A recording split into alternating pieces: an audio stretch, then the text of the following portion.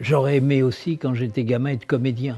On me faisait croire que j'étais bon, alors je me prenais déjà pour Rému. Quand j'ai travaillé, à l'époque de ma vie, au Lido, à l'époque du grand cabaret, j'ai compris ce qu'était un théâtre.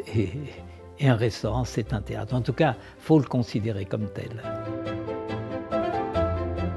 Je suis aussi le petit-fils d'une grand-mère qui était épicière, et une grand-mère qui était passionnée de choses de la nature, et elle avait un verger, et dans ce verger, elle tirait des fruits extraordinaires, et elle nous faisait des tartes qui me sont toujours restées à l'esprit et qui certainement ont dû participer à cette envie qu'un jour j'ai eu envie d'en faire autant.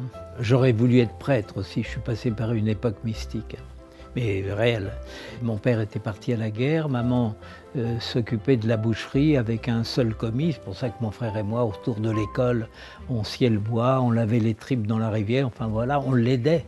Et de ce fait, mon frère a dû abandonner l'école assez tôt. Moi, j'ai eu la chance de continuer un peu plus. Un jour, mes parents m'ont dit tout simplement: Michel, bon, bravo, c'est bien ce que tu as fait jusqu'à maintenant. Il est temps que tu choisisses un métier, parce qu'on a imposé à ton frère de faire le nôtre, le métier de boucher.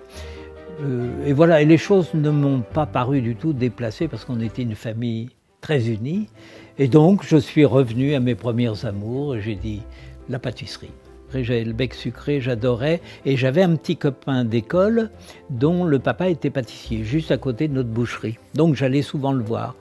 Et il me montrait comment on faisait des meringues. C'était pendant la guerre, avec les choses dont on disposait, il n'y en avait pas beaucoup.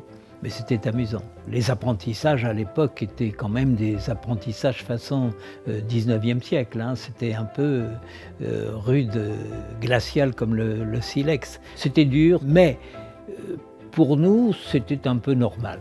Ça faisait partie de la vie. Et ma foi, je ne regrette pas d'avoir eu un apprentissage qu'aujourd'hui on cataloguerait peut-être d'impossible. J'ai appris plein de choses qu'on n'apprend plus en pâtisserie aujourd'hui, mais qui m'ont permis de mieux comprendre par la suite.